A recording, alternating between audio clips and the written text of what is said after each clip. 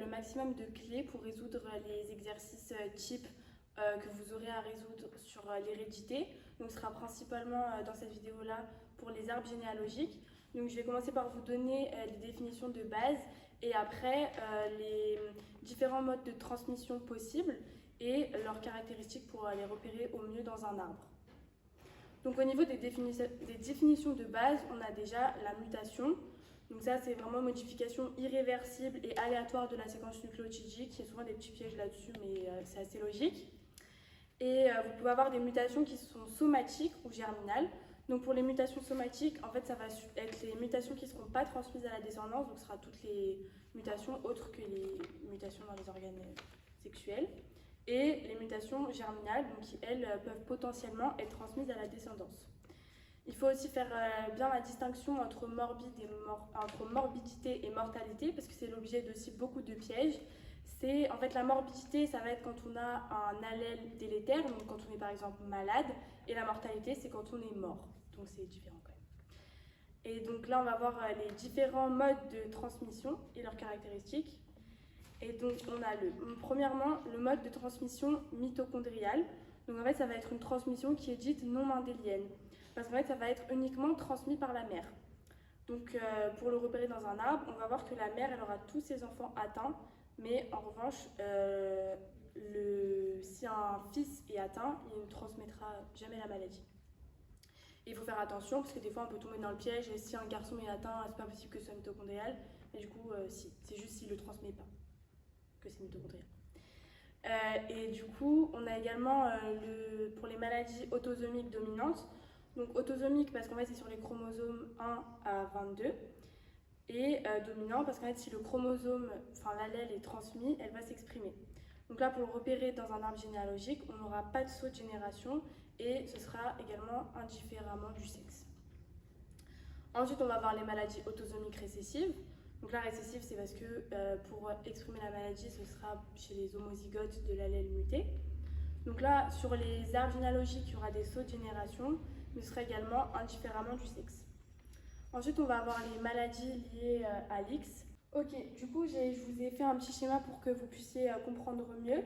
Donc pour les maladies dominantes liées à l'X, donc qui sont appelées du coup maladies gonosomiques, en fait, si on voit que le père transmet à son fils, en fait là on procède plus par élimination. Donc s'il transmet à son fils, ça veut dire que c'est mort, c'est pas ça, parce que le père, en fait, il va jamais transmettre de X à son fils, il aura toujours son Y à transmettre. Donc si son X il est malade, ce ne sera pas possible. Voilà.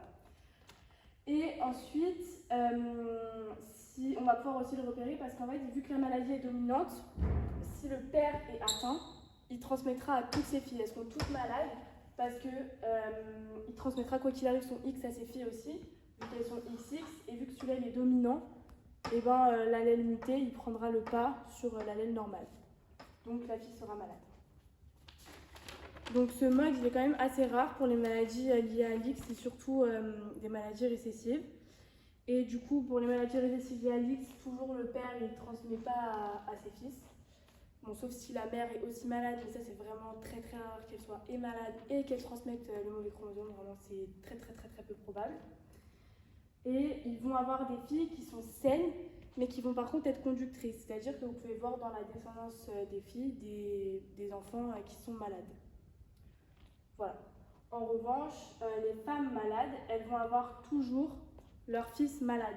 Parce qu'en fait, du coup, les femmes malades, elles vont avoir leurs deux X qui seront endommagés, enfin qui seront mutés, pardon. Et en fait, quand elles vont transmettre à leur fils, elles transmettront forcément un des deux X. Et du coup, le X sera muté et du coup le fils sera malade. Voilà, la petite subtilité qu'il peut y avoir, c'est que chez les femmes qui sont malades, qui ont une maladie liée à l'X, donc récessive, elle va pouvoir avoir une forme atténuée parce qu'il y a l'inactivation du X qui pourra peut-être inactiver certains gènes qui sont prépondérants dans l'expression de la maladie et donc par, entre guillemets, chance, permettre à cette femme d'être moins malade. Voilà, donc c'est tout pour les rappels de cours. Maintenant, on va procéder à deux petits exercices pour que vous puissiez mieux comprendre. Bonjour à tous. Donc du coup là, on va passer aux exercices sur les arbres. en rapport donc, avec l'hérédité et puis les rappels de cours qui ont été faits juste avant. Donc ici, pour cet exercice, on peut déjà noter plusieurs mots importants dans l'énoncé. Donc il s'agit d'une maladie rare et qui sont donc associés à des troubles vasculaires, musculaires et neurologiques. Donc du coup, sur cet exercice, on nous demande de trouver le déterminisme génétique le plus probable de cette maladie. Donc du coup, là, on insiste bien sur le plus probable. Donc il faut une seule réponse et pas plusieurs. Donc le premier item, c'est de savoir si cette maladie se transmet de façon autosomique.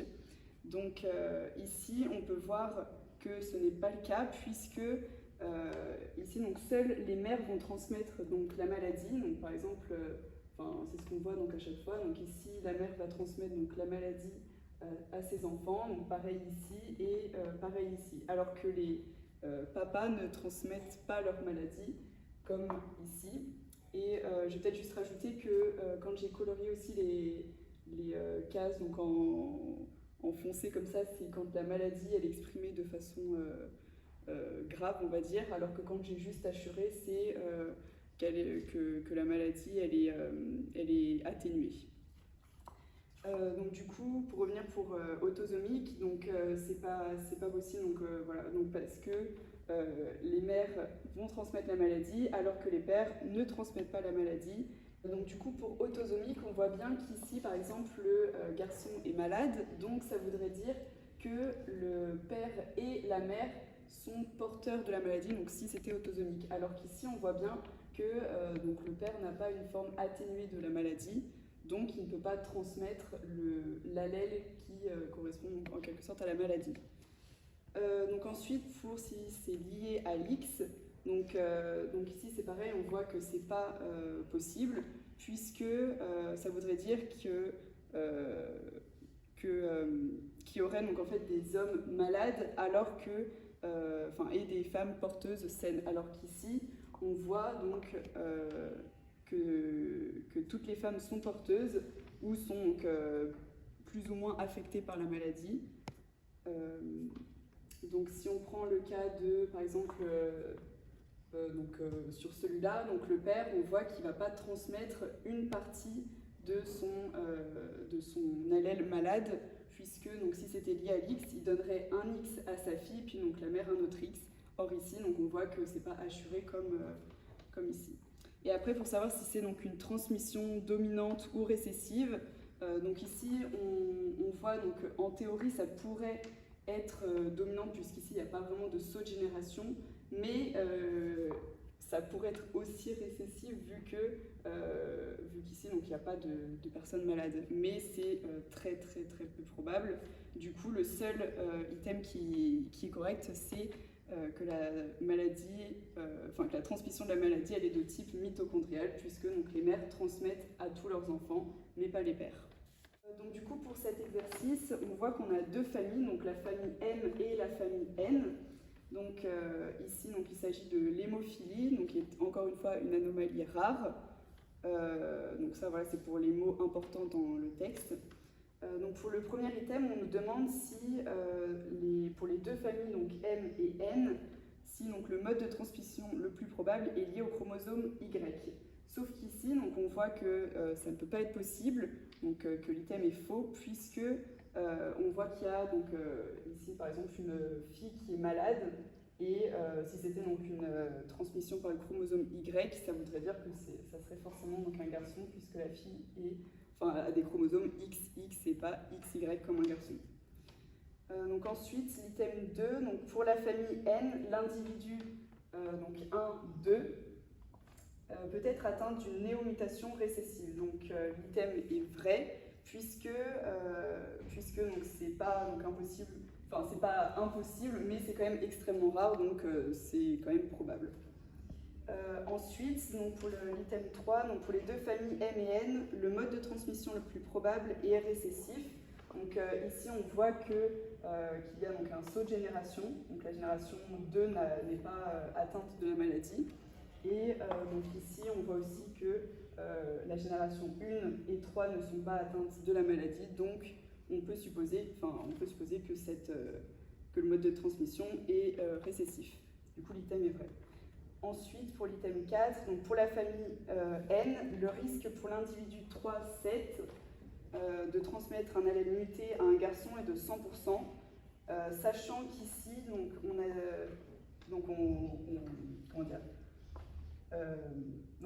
sait que, on peut dire que c'est pas possible puisque donc déjà quand il transmet quand il transmet, on va dire, ses chromosomes à un garçon, ça va être de type X, Y, et forcément le garçon va donner un Y à son fils et la mère va donner donc un X à son fils.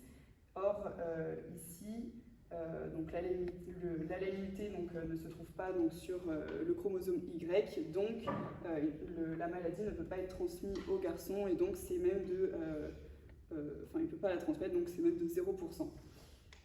Donc ensuite, pour l'item 5, donc le mode de transmission le plus probable dans les familles M et N est identique. Donc ici, on voit que c'est faux, puisque donc, dans la famille M, il s'agit donc d'une transmission autosomique récessive, comme on a dit, puisqu'il y a des sauts de génération, et autosomique, puisque on voit donc ici, ça touche les hommes et les femmes. Et donc ici, on voit que comme c'est récessif, ça veut dire que les deux parents sont porteurs de l'allèle malade.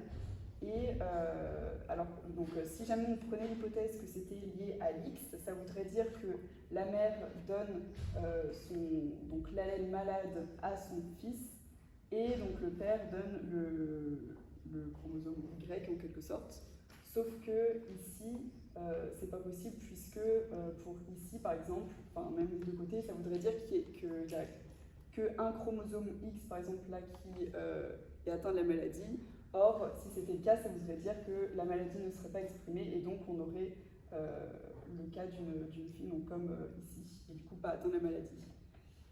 Donc du coup, ça veut dire que c'est forcément autosomique. Donc il y a un chromosome de la mère qui est transmis donc, à son fils et un chromosome du père qui est transmis donc, à son fils. Et du coup, les deux allèles sur le chromosome sont porteurs de la maladie. Du coup, le fils est malade. Du coup, là, il s'agit d'une transmission donc, autosomique récessive. Et pour la famille donc, N, donc ici, on voit que c'est la transmission elle est donc récessive donc, pour le saut de génération et que c'est lié à l'X puisque ça touche tous les hommes et donc ça veut dire que à chaque fois qu'en quelque sorte les fils récupèrent un X du coup forcément de leur mère, et ben ils sont forcément malades puisque ils n'ont qu'un seul X. Et du coup l'item 5 est faux.